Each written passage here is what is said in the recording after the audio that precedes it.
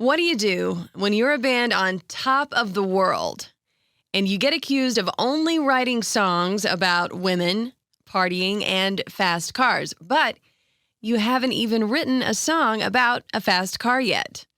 Well, if you're Diamond David Lee Roth and your band is Van Halen, you go ahead and fulfill the order.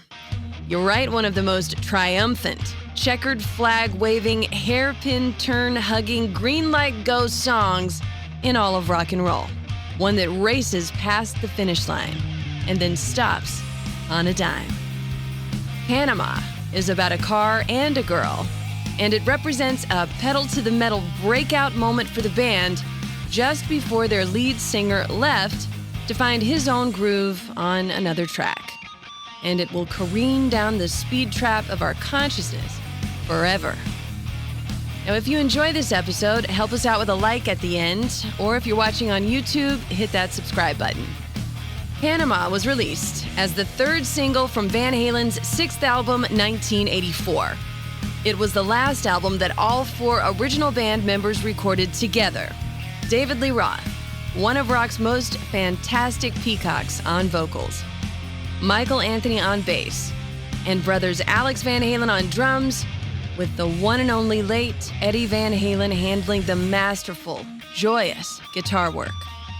This group from Pasadena, California had come through the local bars to get signed to a major label deal after a couple of game-changing events. Rodney Bingenheimer, longtime DJ at K-Rock in Los Angeles, saw them play at the famed Gazzari's Rock Club on the Sunset Strip in LA, and urged Gene Simmons of Kiss to see them too. Simmons was so impressed with the band that he funded and produced their demo back in the mid-70s.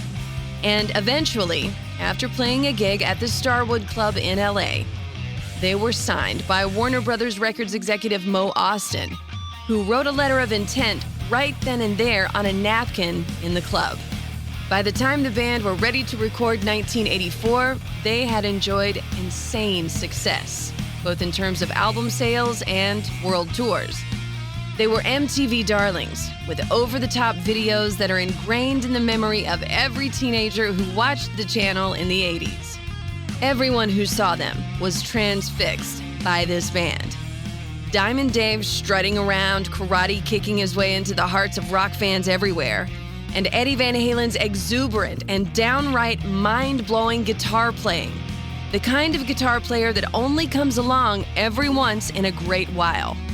A guitar player who changed how other players approached playing the instrument.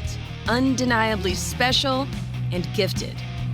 A guy who broke the mold on the instrument and famously created his own guitar, the Frankenstrat Fender Stratocaster, chasing the tones that he heard in his head and pulling it all off with the gleeful abandon that you hear in all of his playing.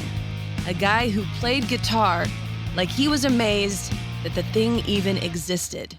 Now, the band had by then earned the distinction of having the highest paid single appearance by a band in the Guinness Book of World Records for getting $1.5 million to play an hour-and-a-half disastrous set at the 1983 US Festival. But that's for another story. And by 1984, Eddie Van Halen had built his own 5150 studios in LA, where their sixth album was recorded. But they hadn't yet written a song about a fast car, even after having been accused of only being capable of writing music about girls, cars, and good times by certain critics. So David Lee Roth got to work to correct that aspect of their catalog. The story goes that while he was watching a drag race in Las Vegas, he had seen a car named the Panama Express, and that impressed him enough to conjure up some lyrics, conflating the race car with a girl he knew. The car as girl imagery and tongue-in-cheek lyrics perfectly played against the motor of the song, revved up by the band's Hell on Wheels engine, Eddie, Alex, and Michael. The song starts with what, for all intents and purposes, sounds like the beginning of a race, with Eddie Van Halen's bright guitar digging in loud like a race car getting into pole position. And then Diamond Dave sings, "Jump back, what's that sound? Here she comes, full blast and top down. Hot shoe, burning down the avenue. Model citizen, zero discipline. Don't you know she's coming home to me? You'll lose her in the turn. I'll get her. With David Lee Roth singing that last line way up at the top of his range, and you have no doubt that he will indeed prevail in his stated quest. And here you actually feel the road burning up beneath the wheels of this mighty rock song, the band careening around the track, providing the soundtrack to this story. The car as the girl, fast and head-turning, and we're all just passengers on this joyride. The chorus of the song is nothing more than a gang vocal, a triumphant yelp of Panama, sung in timely bursts, gassing up for the next verse as the song continues. Ain't nothing like it, her shiny machine. Got the feel for the wheel, keep the moving parts clean. Hot shoe, burning down the avenue. Out an on-ramp, coming through my bedroom. And it's at this point that if you didn't know what Diamond Dave was singing about before, you certainly do now. When this era of Van Halen was at their best, as they were on this album and on this song, David Lee Roth's lyrics are funny, a little bit dirty, and clever. Always knowing how far to take a story before pulling back and hitting the brakes, so to speak, while that engine keeps chugging. Eddie and the band firing on all pistons in the background. And the pre-chorus repeats. Don't you know she's coming home to me? You'll lose her in the turn. I'll get her. And then the chorus, Panama, repeated in that gang vocal. And then Eddie Van Halen's guitar solo, a solo that somehow seems to talk to you, playfully taunting you to keep up in this race. It's also at this point in the song that you hear an actual car engine revving. The sound on the recording comes from Eddie Van Halen's actual car, a 1972 Lamborghini, which was cranked up outside of his 5150 studios. The exhaust pipes were mic'd up and recorded as Eddie pumped the gas to gun the engine. And somehow, even the revving of a Lamborghini engine seems to stall in comparison to the mighty thrust of the band's own motor. You can literally hear the joy coming out of Eddie Van Halen's fingers as his brother Alex and Michael Anthony pump the combustion on the song. And then, as in so many fantastic Van Halen songs of this era, Diamond Dave steps up to the mic for a little spoken word piece, which leaves no doubt, again, as to the double intention of the song. And also leaves no doubt that really, only Diamond Dave could deliver these lines. We're running a little bit hot tonight. I can barely see the road from the heat coming off it. Reach down between my legs and ease the seat back. And then, just like a hairpin turn that has straightened out to nothing but open road, the song accelerates again on the bridge, closer now to the finish line. Burning rubber, all the way. She's blinding. I'm flying. Right behind his rear view mirror now. Got the feeling, power steering, pistons popping, please don't stop me now. And you believe that there is no stopping now, holding on to the edge of your seat for dear life as the chorus flies back in to take it to the end of the race.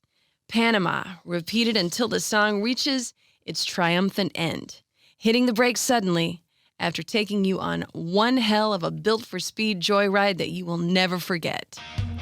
Hilariously enough, David Lee Roth also named one of his own cars Panama. It was an Opel Kadett, which is a little four-door family car made in Germany with a boxy little body. When the 1984 album was released in January of that year, it went to number 2 on the Billboard 200 chart, driven by Panama, I'll Wait, Jump, and Hot for Teacher, all songs that were also in heavy rotation in video form on MTV that year. The album has been certified diamond status, having sold over 10 million copies in the US alone. Even Rolling Stone magazine, which has famously been critical of Van Halen, put it on their 100 greatest albums of the 1980s list. In all, The band have sold over 56 million albums in the US and over 80 million worldwide, making them one of the best-selling groups of all time. Of course, shortly after the release of 1984, David Lee Roth left the band to pursue his own solo career. Van Halen then embarked on a successful and also beloved second act, with frontman Sammy Hagar taking over as lead vocalist, with label executive Mo Ostin famously proclaiming, "I smell money," after first hearing the band's demo of Why Can't This Be Love with Hagar. Along the way, Hagar went his own route, was replaced by Gary Sharon of Extreme, then reunited with the band, and left again. The band was by now famous for infighting and struggles with alcohol and other excesses, and Van Halen's induction into the Rock and Roll Hall of Fame in 2007 was attended by only Sammy Hagar and Michael Anthony, even though the Van Halen brothers, Anthony, Hagar, and David Lee Roth, were all inducted. The last incarnation of Van Halen before Eddie Van Halen's death from cancer in 2020 saw the return of David Lee Roth to the fold as frontman for the band, as well as the addition of Van Halen's son with Valerie Bertinelli, Wolfgang Van Halen, on bass. When Eddie Van Halen passed away in October of 2020, it was Wolfgang who announced his father's death, and he later confirmed that the band was officially done, saying, "You can't have Van Halen without Eddie Van Halen." The legacy of this band is as enormous as their sound. It was Van Halen that put hard rock into the forefront of the mainstream during their incredible run. And Eddie Van Halen's style and sound will be imitated and admired for decades to come. There may never be another group like Van Halen, a group who demanded on their tour riders that the brown M&Ms be removed from the candy bowls backstage just to see if the venues were paying attention to their explicit technical demands. A group who knew what they had on offer in terms of spectacle and the ability to rock a crowd. Driven by one of the greatest guitar players in a generation with Eddie Van Halen, and with one of the most mesmerizing and charming frontmen in all of rock and roll with Diamond, David Lee Roth, in this era. The first 6 Van Halen albums are almost in a category all their own, pummeling fans with the inherent promise of this band. You will have fun with us. Just come along for the ride. And ride we still do. Every time we brace ourselves and strap on our seatbelts for another play of Panama. I'm Janda, and this has been Behind the Song. Special thanks to Christian Lane for all the music you hear on these podcast episodes. If you liked it, give it a like at the end. If you're watching on YouTube, don't forget to hit that subscribe button. You can also watch excerpts of these videos on the Behind the Song channel on TikTok. And thank you for being a part of the Behind the Song family. On the way, a song about very much wanting to drive someone home, and more classic rock and roll.